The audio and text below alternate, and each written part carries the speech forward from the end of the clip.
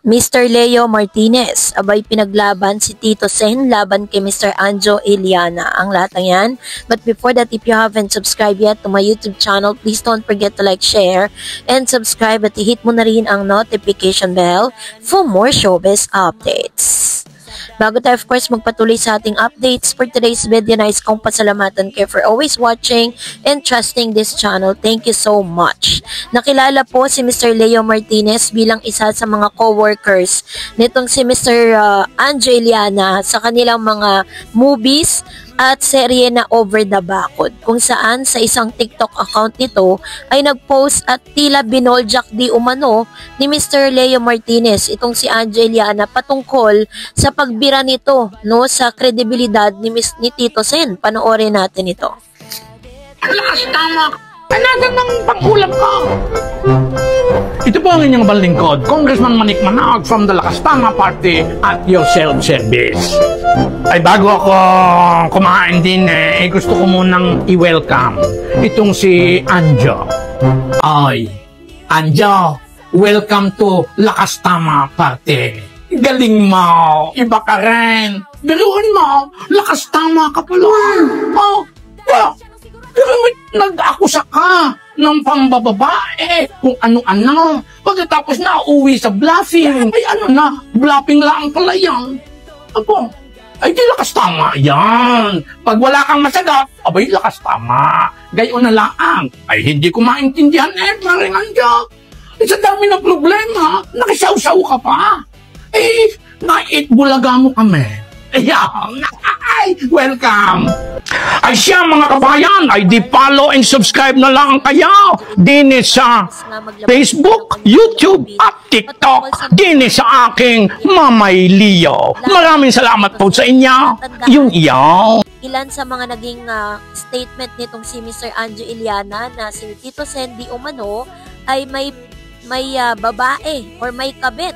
No? So dahil po dito ay nagsalita si Tito Sen patungkol sa mga bagay na ito at idininay niya ang lahat ng mga aligasyong ito.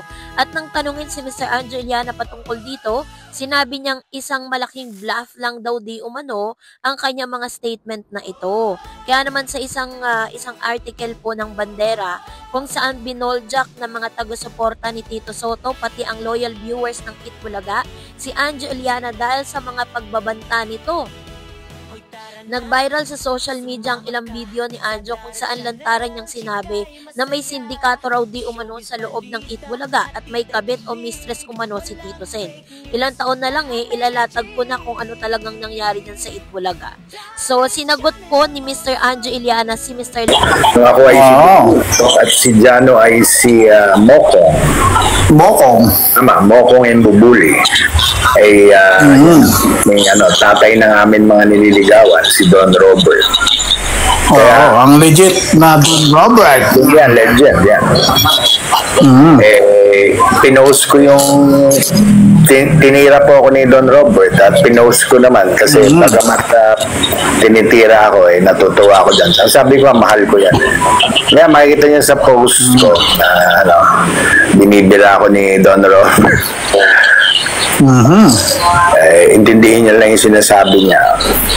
Yung bashers ay tinetest daw ang kakayahan ng tao kung hanggang saan ang limit mo sa pagtitimpi. Siyempre, bago lang, alam mo naman bago lang tayo dito, Bryce.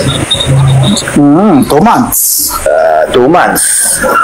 Kaya maganda yung advice sabi niya.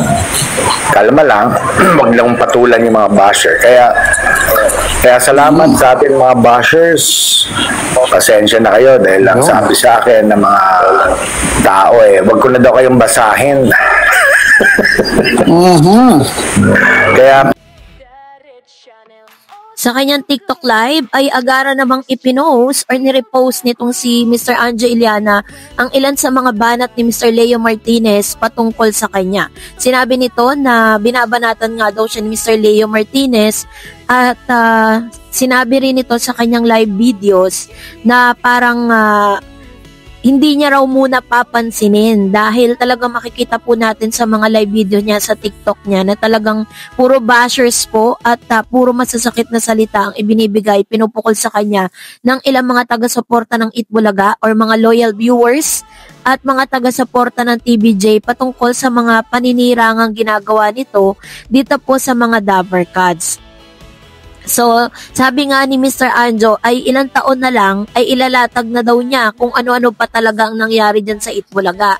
Hoy, sabi niya, no, dinantaan niya pang TVJ, hindi ako takot sa TVJ. Anong pinagsasabi nyo?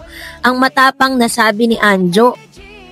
Si Direk Bert De Leon mula 1979 ay direktor ng Itbulaga. Bago mamatay, umiiyak sa akin kasi pinagsasaksak siya sa likod, siniraan siya para matanggal siya bilang direktor. Pati yung asawa niya na naiwan, umiiyak sa akin dahil winalang iya siya. Oo, plinano, kaya nga may sindikato dyan sa Itbulaga. Masasama ibang tao dyan.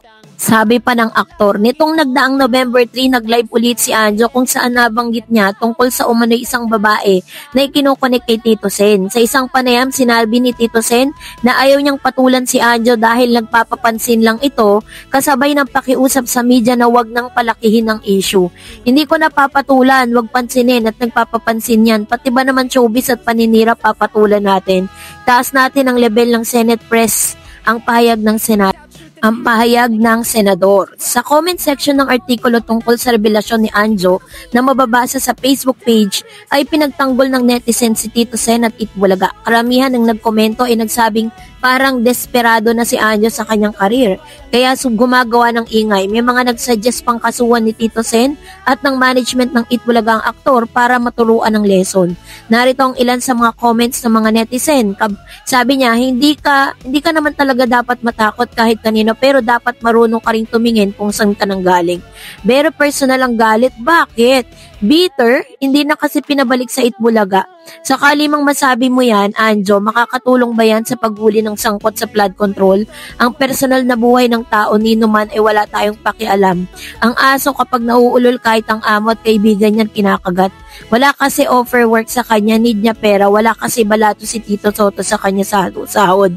Nagagalit si Tikboy dahil tinitira ata siya ng mga troll ni BBM sa sinasabi niya.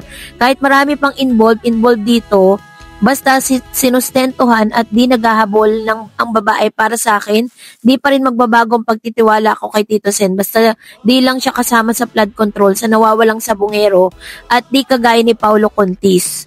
Hindi daw takot pero ayaw naman mag-drop name ng allegedly na babae daw. Is aiming to run Senator 2028 and he proclaimed himself as a certified DDS. Walang masama, but to run as a senator, teka muna, another liability ng gobyerno. Paninira ang ginagawa niya to attract attention kasi laos na. May kaso pa to yung about sa school nila. Ano na, kaya nangyari doon? Desperado na si Ungrateful Banana Man. Desperado ka na talaga. Lahat gagawin mo, mapansin ka, kahit anong sasabihin mo, lahat tayo may kanya-kanyang karakaraan. Kaya ano pa man sabihin mo, si Tito pa rin, mas nagawa naman siyang mabuti sa bayan kaysa sa'yo. Kasuhan na yan para maturuan ng leksyon. Hindi makatarungan na nila-live niya. Tito Sen, sampahan na ng cyber libel. Yan ang ilan sa mga komento ng mga netizen patungkol sa isyong ito na talaga namang mas lumalala pa kasi ang dami na rin po niyang dinadrop na name, na talagang grabe po yung mga sekreto, no? Hanggang sa ngayon ay dinadrop niya sa publiko para lang po talagang makagain siya ng maraming viewers sa TikTok. So, kayo po, anong nyong saloobin patungkol dito? Mag-comment kayo sa comment section. That's it for today. For more videos and updates, please don't forget to like and subscribe, and please don't forget to follow my Facebook page, Dar Eds TV and Dar Eds channel. God bless everyone!